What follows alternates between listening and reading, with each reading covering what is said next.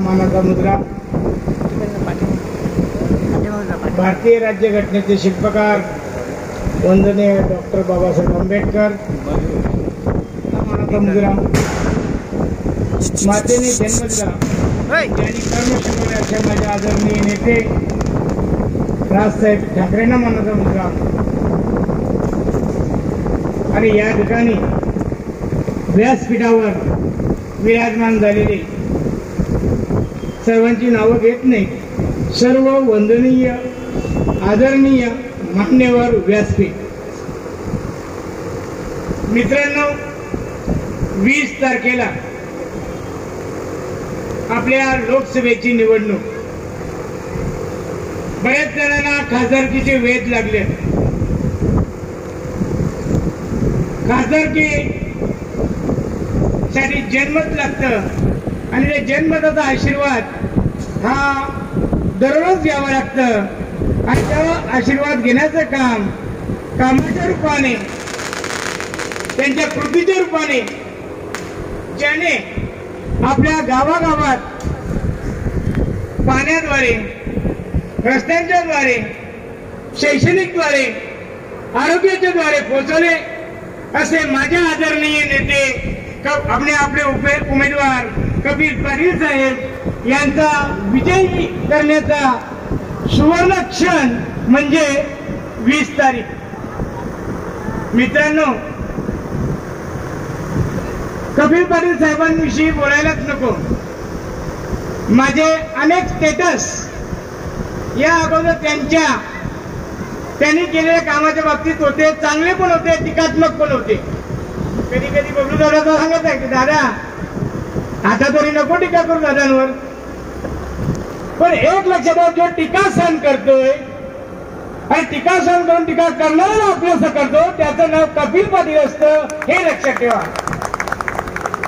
खरं म्हणजे पाटील साहेबांवर चमचेगिरी करणारे बरेच असतील, त्यांना कदाचित राग येते, परंतु आम्हाला आदरणीय परशुरामजी टावरे साहेब यांचे शिकवण असल्यामुळे आम्ही राष्ट्रसेवकाच्या माध्यमातून गावागावामध्ये, खेड्यापाड्यामध्ये मंडळ आयोग लागू करायचं होतं. याच्या साक्षीदार इथे या ठिकाणी छत्रपती बसलेले की मंडळ आयोगाच्या द्वारे पथदत्ताद्वारे आम्ही तो उपक्रम केलेला होता आणि तेव्हापासून माननीय त्या तत्कालीन पंतप्रधान VP सिंग, इंद्रकुमार गुजराल, चंद्रशेखर आणि देवेगौडा या पंतप्रधानांच्या स्टेजवरती आम्ही त्यावेळची लहान मुलं म्हणजे शाळेतील मुलं आमचा जो कलापथक होता त्याचा समोर गाण्यासाठी आम्हाला योग मिळायचं आणि त्याच्यातनं आमचं जीवन घडत गेलं. मित्रांनो, कपिल पाटील साहेब गावचे पहिला सरपंच झाले, त्याच्यानंतर पंचायत समितीत गेले, त्याच्यानंतर ते जिल्हा परिषदेत गेले आणि हा एवढा प्रचंड आणि प्रगाढ अनुभव प्रशासनावर उत्कृष्ट पकड असलेलं व्यक्तिमत्व म्हणजे आपले आदरणीय कपिल पाटील साहेब.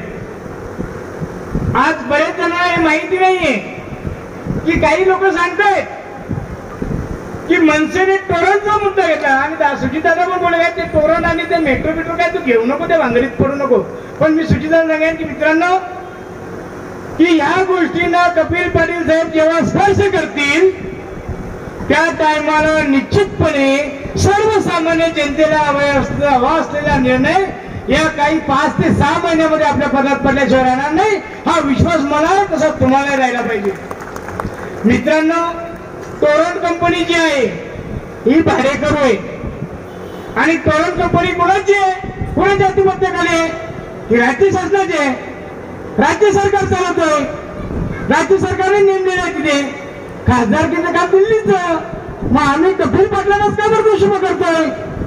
मित्रांनो, कदाचित आमचा तो अज्ञानपणा असेल, पण त्या अज्ञानपणात मी एक सुंदर उत्तर सांगतोय की बबलू दादा, तुम्ही एक लक्षात ठेवा, तुमचे टीकाकार असतात ना, जेव्हा टीका करतील त्या टीका तुमच्यापर्यंत पोहोचतील, तुमच्याशी संवाद साधतील, तेव्हा तुम्हाला त्यांच्याशी चर्चा करायला येईल आणि ते आपलेसे कधी होतील ते कधीच माझं कळणार नाही. तर ते आपलेसे करण्याची कला या समाजामध्ये पाटील घराण्यामध्ये जेवढी आहे तेवढी कोणामध्ये नाही.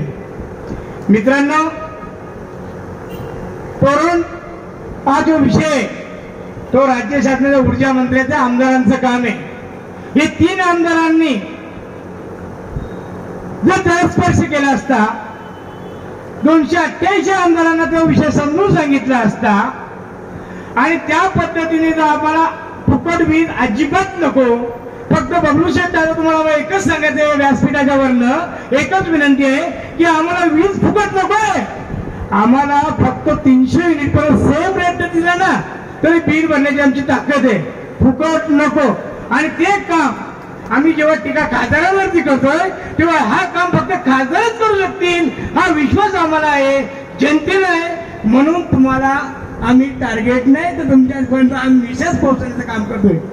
माननीय आपले महाराष्ट्राचे मुख्यमंत्री आदरणीय एकनाथजी शिंदे साहेबांनी कालच्या सभेमध्ये सभा झाल्यावरती काही ठराविक 200-300 लोकांसोबत चर्चा केली आणि त्याने हा शब्द दिलेला आहे की जर भिवंडीला तोरणने लोक ग्रासले असतील ना आपली जनता जर दुःखी होत असेल तर या दुःखी जनतेचं दुःख निवारण करणं हे माझं पहिलं आद्य कर्तव्य आहे आणि तुम्ही केल्याशिवाय राहणार नाही हा विश्वास माननीय कपिल पाटील साहेबांसमोर माननीय राज्याचे मुख्यमंत्री एकनाथजी शिंदे साहेबांनी दिलेले आहे.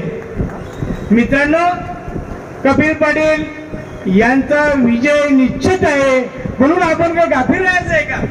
आपण गाफील राहायचं नाही, आपण गाफील राहायचं नाहीये.